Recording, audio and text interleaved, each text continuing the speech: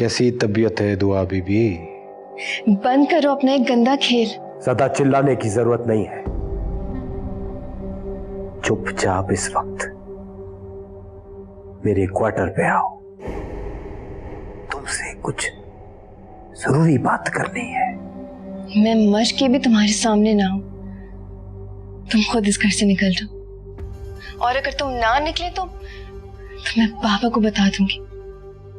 धक्के देकर निकलवाऊंगी तुम्हें। बहुत बुरा असर होगा।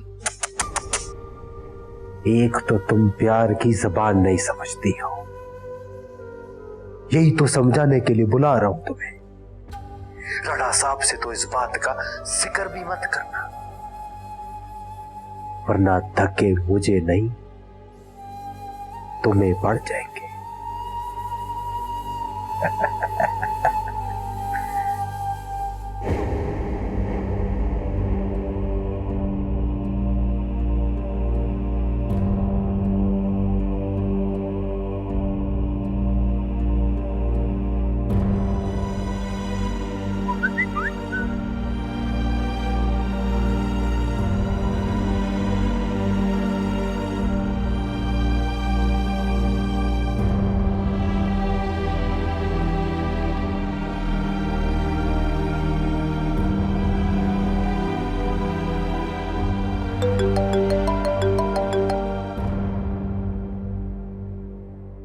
हेलो।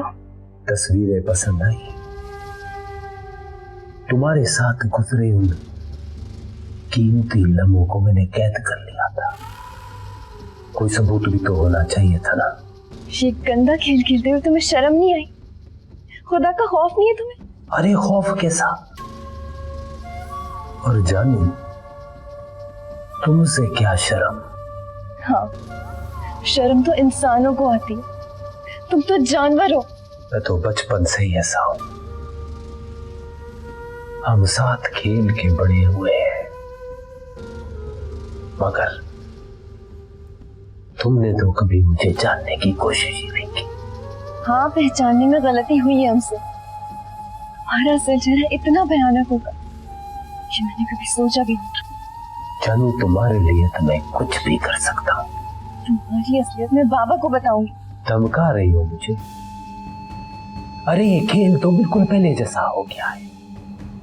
बस अब छुपना छुपाना बंद। राज भी वही है और राजदार भी वही। किसी को कुछ भी कहने से पहले अच्छी तरह से सोच लेना। राणा साहब तो तस्वीरें देखते ही अपनी जान दे देंगे। मैं नहीं डरती तुमसे। तुमने जो किया है तुम्हें उसकी सजा मिलेगी। ना ना ना, राजदार से इस तरह बात नहीं करते। जिस तरह ये तस्वीरें तुम्हें भेजी है, अभी राणा जलाल को भेजता हूं, फिर देखते हैं जीता कौन है और मरता कौन है। इसीलिए कह रहा हूं, शराफत से मेरे कमरे में आ जाओ। मैं इस वक्त तुम्हारे कमरे में नहीं आ सकती। तो ठीक है, अब तुम्हें अंदाजा होगा कि जो मैं कहता हूं वो करके भी दिखाता हूं। Hello hello.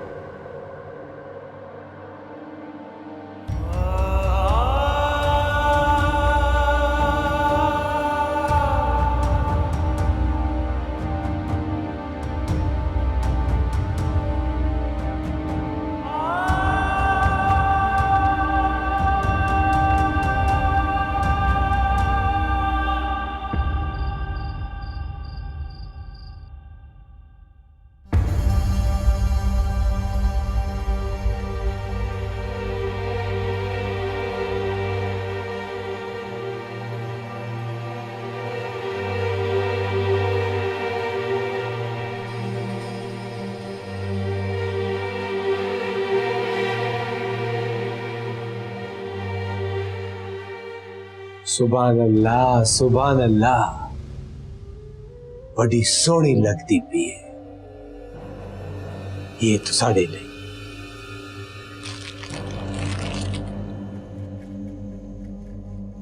क्या है ये सब? और क्यों बुलाया मुझे यहाँ पे? इतना गुस्सा सोनी, अपना हैप्पी बर्थडे का केक तो काट ले। आज मेरी और तेरे मिलन का दिन है। ये दिन तो मैं अब हर साल मनाऊंगा।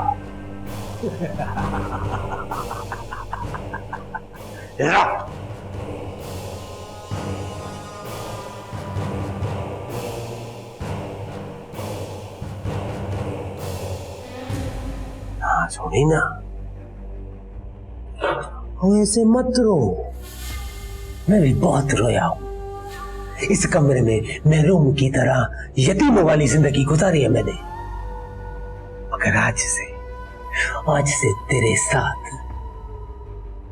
एक नई जिंदगी शुरू करूंगा मैं हर साल आज के दिन को अपनी सालगिरह समझ के मनाऊंगा। तुम क्यों कर रहे हो ये सब? खुदा, मैं किसी को कुछ भी नहीं बताऊंगी। खुदा के लिए बंद करो अपना घिनौना किया। ओके, मैं रोक देना। और तू जानती है ना, मोहब्बत में तो इंसान अपना इख्तियार भूल जाता है। तुम कैसे अपनी औकात भूल गए? तुम इस घर के नौकर हो। इस डेग फर्क के बावजूद हम बराबरी पे खड़े हैं।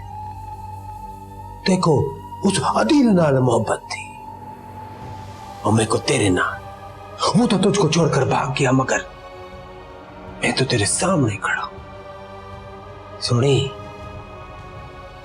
पुरानी याद और पुरानी मोहब्बत बड़ी खतरनाक होती है। उसमें इंसान पागल हो जाता है और फिर हराम क्या है और हलाल क्या, ये भी याद नहीं रहता। अब देख, सवेरे जरा कुछ तेरे नाल हो गया है। अब तेरे पास एक ही रास्ता बचा है। मेरी मोहब्बत को कबूल कर ले। चल, तेरे को मैं वक्त देना। तू सोच ले अच्छी तरह मेरे बारे में, मेरी मोहब्बत के बारे में। और हाँ, जवाब तेरा हाँ होना चाहिए, क्योंकि तेरे पास और कोई रास्ता नहीं। Happy birthday.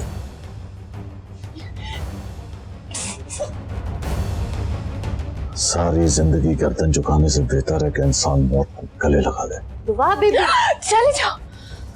बाप तो तपती धूप में छांव जैसा होता है, कदर करो उनकी। उन्होंने की कदर? सुभान अल्लाह, मेरी शिकायत लगाने गई थी अपने बाप को। जानो,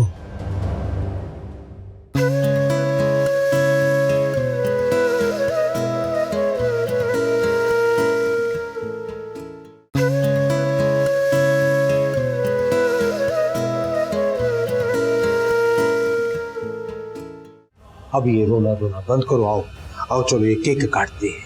पूरा कोई 1100 रुपया खर्च किया है सजावट में मैंने। चलो, शाबाश। Happy birthday to you, happy birthday to you,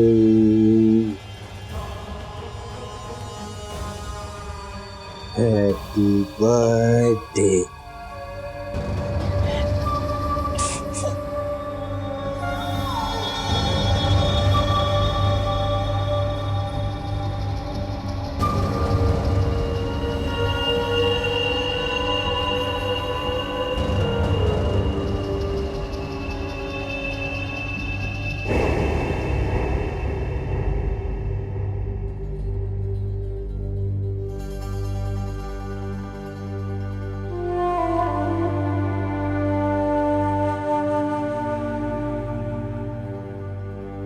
देखो, उस अदील नाल मोहब्बत थी और मेरे को तेरे नाल।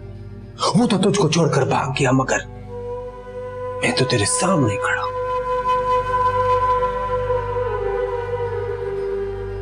सुनी, पुरानी याद और पुरानी मोहब्बत बड़ी खतरनाक होती है।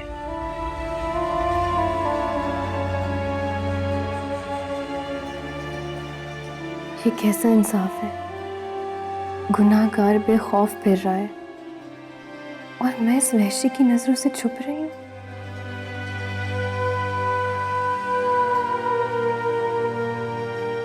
ये कैसी आजमाइश है? मैं अपने ही घर में गैर महफूज हूँ। क्यों? मेरे साथ ही ऐसा क्यों? मैं ही क्यों?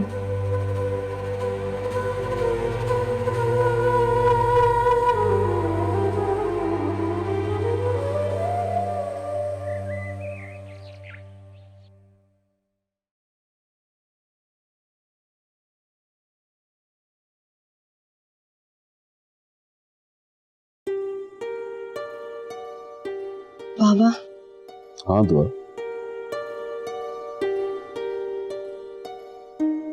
मुझे आपसे बात करनी है।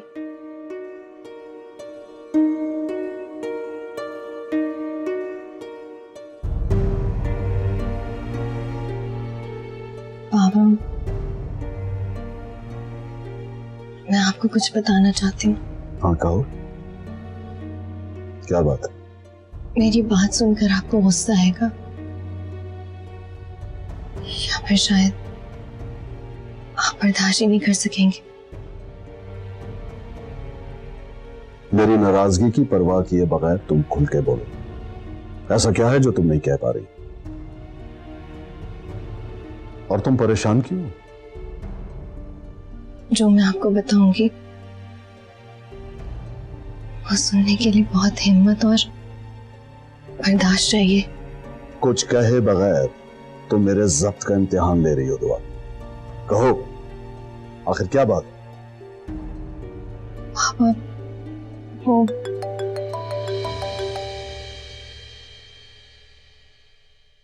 हेलो।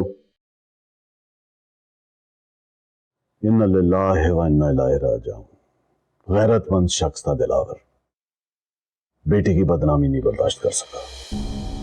लोगों की उठती उंगलियां, ताने। दिलावर के पास मौत के अलावा कोई रास्ता नहीं था। अफसोस हुआ।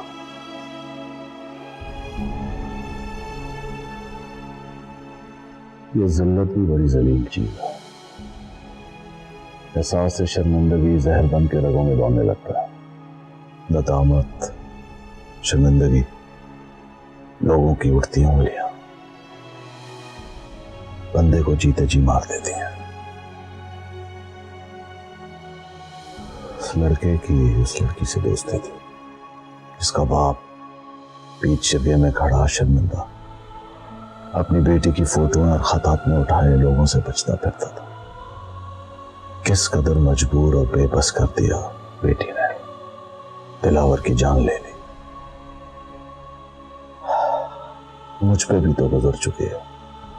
मैं समझ सकता हूं एक बाप की तकलीफ जो अपनी बेटी के गुनाहों पे पर्दा डालता है।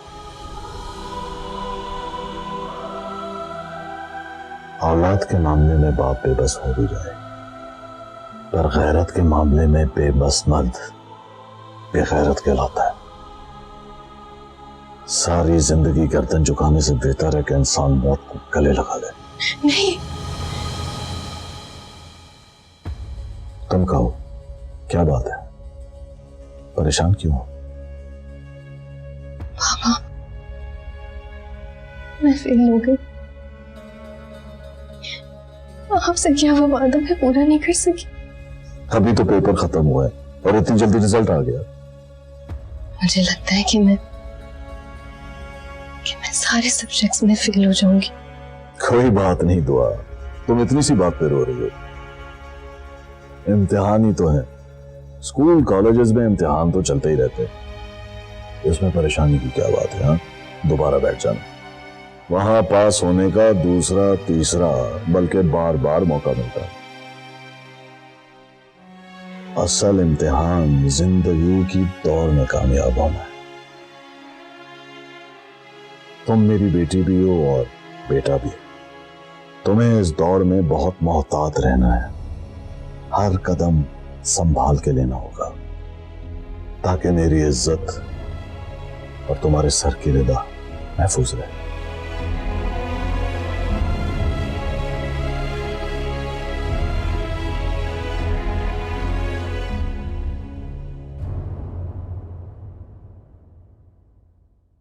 सुभान अल्लाह, सुभान अल्लाह, सुभान अल्लाह। दीदार ठीक है और दिन भी चंगा गुजर से। कहाँ गई थी? मेरी शिकायत लगाने गई थी अपने बाप को। बताया क्या हुआ था तुम्हारे साथ? जानू, जरा बात तो करो, ऐसी भी क्या नाराजगी है?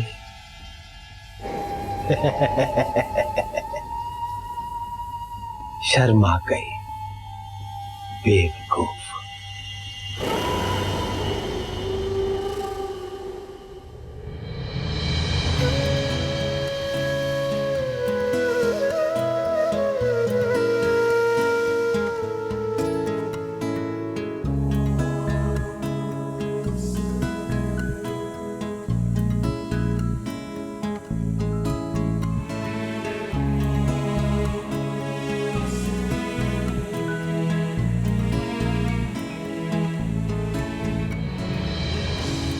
तुम मेरी बेटी भी हो और बेटा भी। तुम्हें इस दौड़ में बहुत मोहतात रहना है। हर कदम संभाल के लेना होगा ताकि मेरी इज्जत और तुम्हारे सर की रिदा महफूज रहे।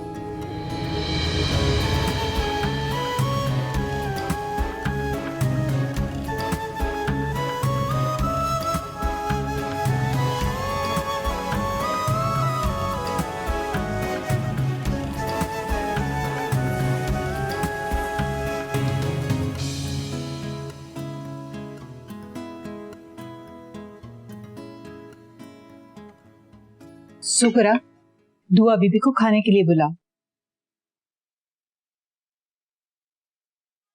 आई थी वो मेरे पास, कुछ कहना चाह रही थी। लगता है अपने रिजल्ट से थोड़ी परेशान है।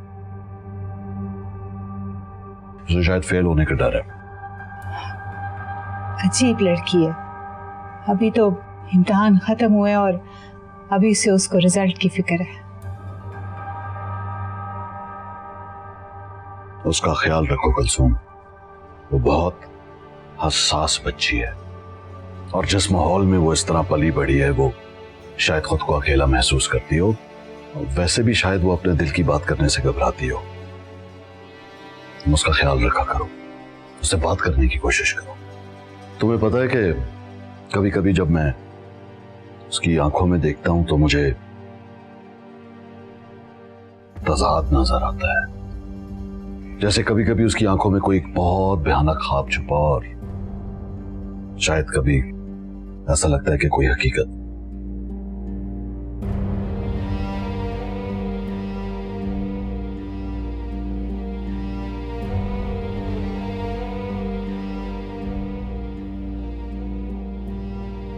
दुआ बीबी, दुआ बीबी, चले जाओ। दुआ बीबी, मैं सुगरा। तुम यहाँ कैसे आई? जी दरवाजे से। लेकिन दरवाजा तो बंद था। दुआ बीबी, दरवाजा तो खुला था। मैं तो आप ही को बुलाने के लिए आ रही थी। बड़े साहब और बड़ी बीबी खाने पर इंतजार कर रही है आपका। मुझे भूख नहीं है, जाओ कह दो। तुमने सुना नहीं? जाओ।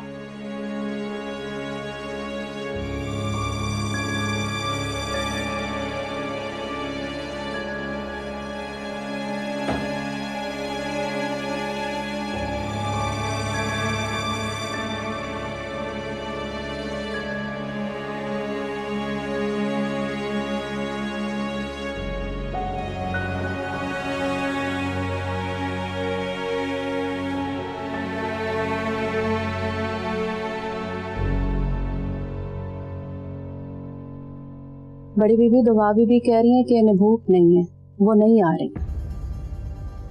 अच्छा तुम जाओ, मैं खुद दुआ को बुला के लाती हूँ। दुआ को जाके बोलो कि ये छोटी छोटी बातों पे खाना नहीं छोड़ा करते। भला खाने से क्या लड़ाई है? खाना वक्त पे ही खाना चाहिए। समझ में नहीं आता। जी बेहतर।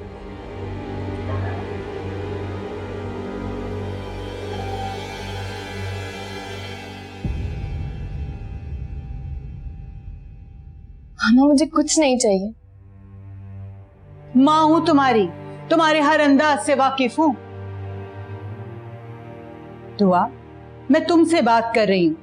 तुम अपने बाप से झूठ बोल सकती हो, मुझसे नहीं। मुझे बता, उस दिन बाप से भी तो तुम्हारी हालत ही कुछ और बता रही। तुम कहाँ गई? यूनिवर्सिटी गई थी? प्लीज आप इतने सवाल करना बंद करें। तो मैं किससे पूछूं? अपने आप को तो देखो। ठीक है, तुमने नहीं बताना, ना बताओ, मैं मुख्तार से पूछ लेती हूँ। नहीं मामा, प्लीज आप मुख्तार से कोई बात नहीं करेंगी। तो फिर तुम बताओ, कहाँ गई? यूनिवर्सिटी गई थी ना? वहां पे कुछ हुआ है? बोलो, जवाब दो। किसी लड़के ने, मेरा मतलब किसी ने बदतमीजी की तुम्हारे साथ? तो आप कुछ तो बताओ। नहीं मामा, कुछ नहीं हुआ। आप बस मुख्तार से कुछ मत कहिएगा। वो कुछ भी कह देगा बाबा को उल्टा सीधा। तुम्हें पता है राना साहब तुम्हारी वजह से कितने परेशान है। परेशान? वो क्यों परेशान है? अपने खोखले उसूलों को संभालते हुए अचानक उन्हें मेरी परवाह कैसे होने लगी? कोई तुम्हारी फिक्र करे, बड़ी खुशकिस्मती है तुम्हारी। और फिर बाप तो तपती धूप में छांव जैसा होता है। कदर करो उनकी। उन्होंने की कदर? खुद को ताकतवर समझते हैं, बहादुरी के दावे करते हैं, फिर भी ना ही वो आप ही को बचा सके, ना भाई को, और ना ही मुझे।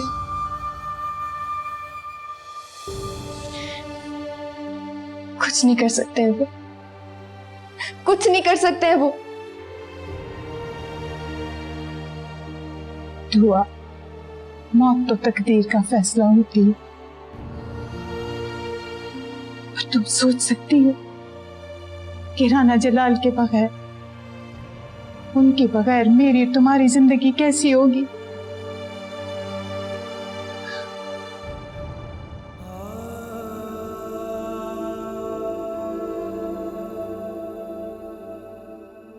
मैं और शैला चाहते हैं कि सफी आपका बेटा बनकर रहे। चल शम्मी, मेहमान आए हैं दुआ बीबी का रिश्ता लेने के लिए।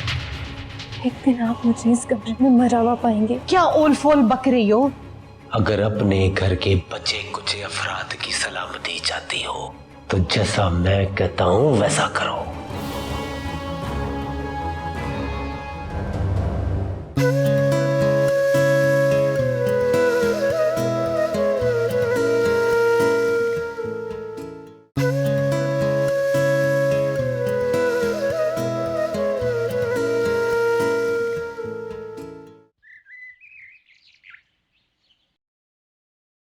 हमेशा आपके फैसलों का एहतराम किया।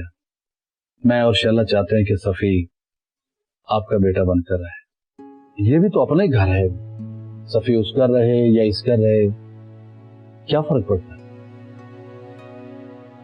जी भाई साहब, कोई सुजा की जगह तो नहीं ले सकता। अगर कोई बेटा बनकर उसकी कमी को पूरा कर दे तो हम माँ बाप को और क्या चाहिए होता। बच्चों की खुशी, वो जहां भी रहे आपस में खुश रहे। भाई साहब हाँ कहते हैं। मैं और शैला आपका जवाब हाँ में चाहते हैं।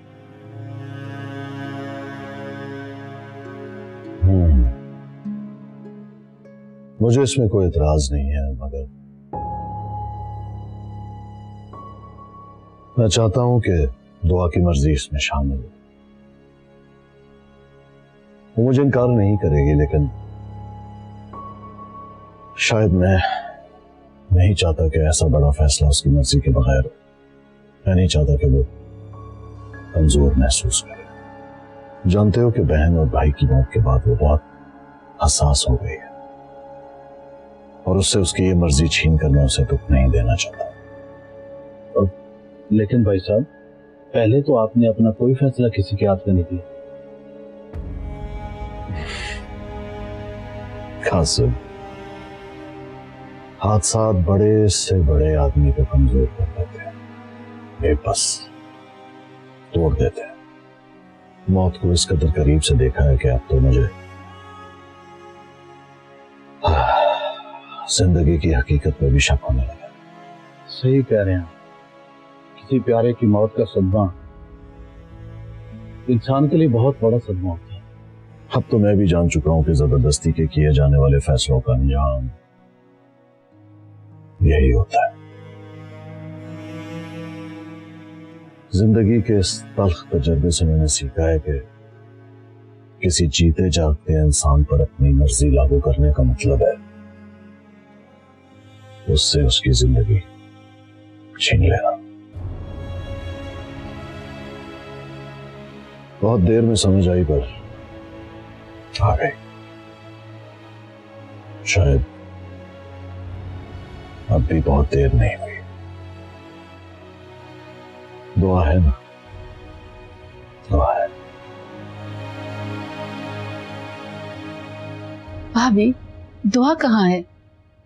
नजर नहीं आ रही। क्या नाराज है हमसे? हम जब भी आते हैं वो नजर नहीं आती। नाराज की कैसी शैला, असल में उसकी तबीयत ठीक नहीं है, वो अपने कमरे में है। क्या हुआ उसकी तबीयत को? नहीं, कोई परेशानी की बात नहीं है, बस ऐसे ही मौसम की तब्दीली की वजह से बुखार हो गया उसे। तो हम खुद मिल लेते हैं चल के उसको। लेकिन शैला, मैंने सुकरा को भेजा था, वो बता रही थी कि दुआ भी सो रही है। मैं तुम्हारी तरफ से पूछ लूंगी, अगली बार आओगी ना तो उससे मिल लेना।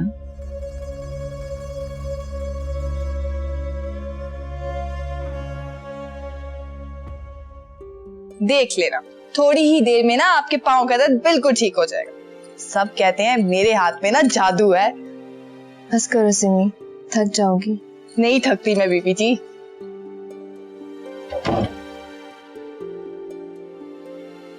दुआ बीबी, बड़ी बीबी ने आपके लिए जूस भेजा है।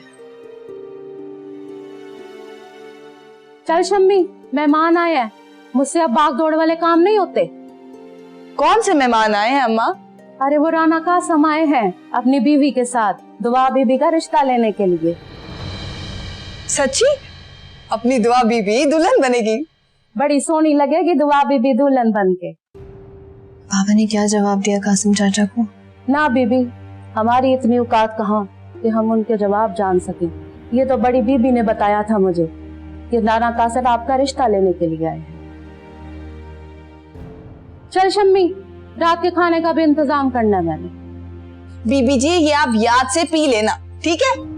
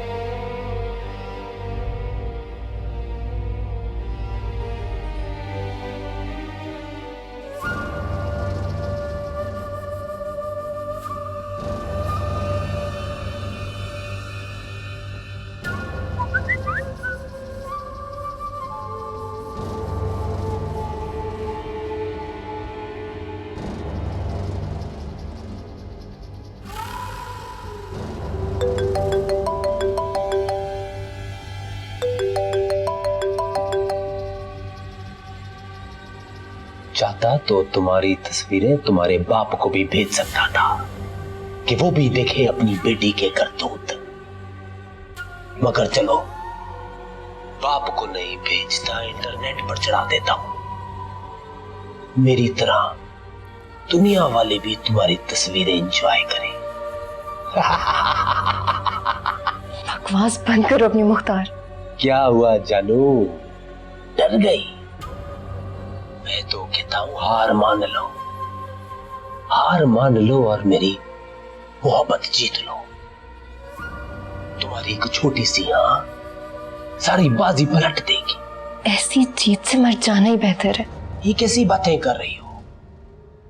तुम इतनी बहादुर नहीं हो सीरत की तरह के अपनी जान ले लो, और इतनी भी हिम्मत नहीं है तुम में कि राणा जलाल के सामने जाके बात करो। मैंने अपना फैसला तकदीर पर छोड़ दिया।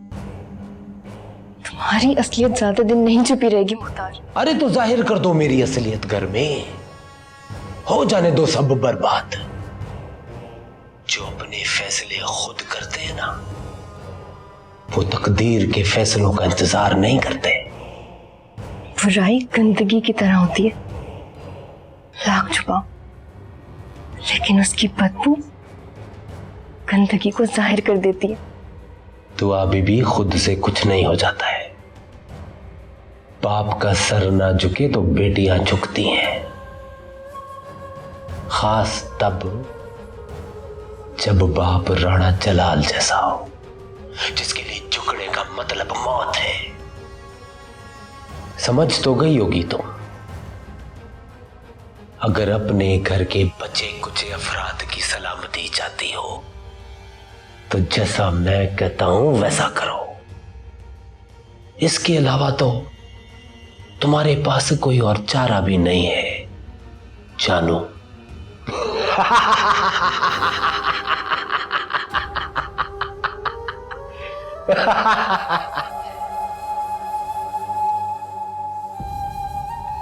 राणा जलाल।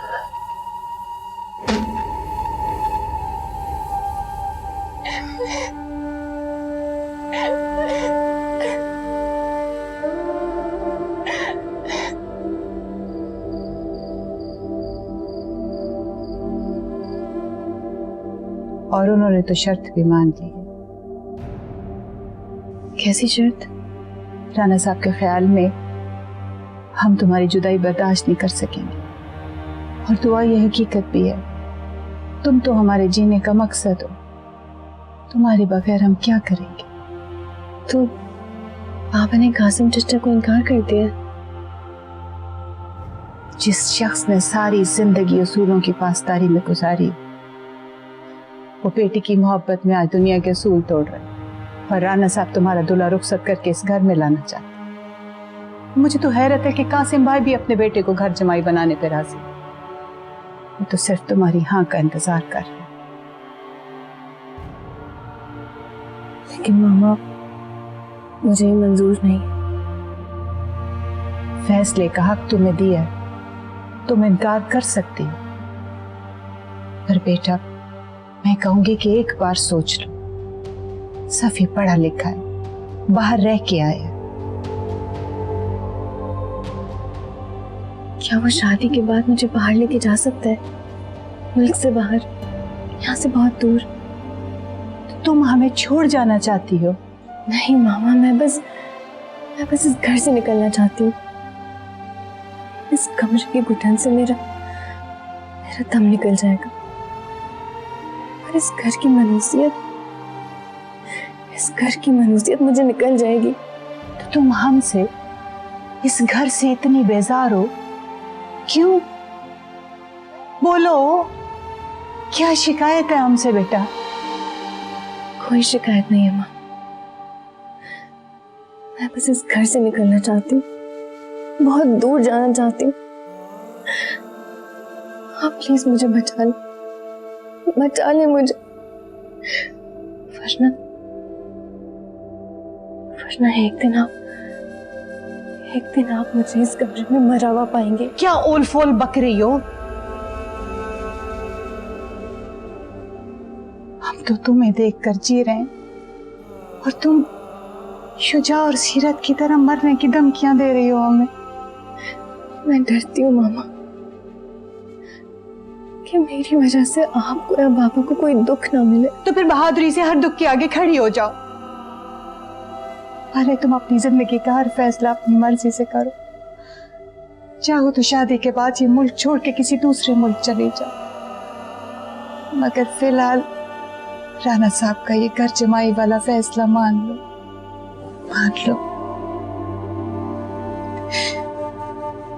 उनको बेटे की मौत ने तोड़ दिया, उन्हें खुद को जोड़ने की कोशिश में नाकाम ना होने देना। वो तुम में शुजा का अक्स और सीरत की बेगुनाही ढूंढ रहे, उन्हें ना उम्मीद ना होने देना।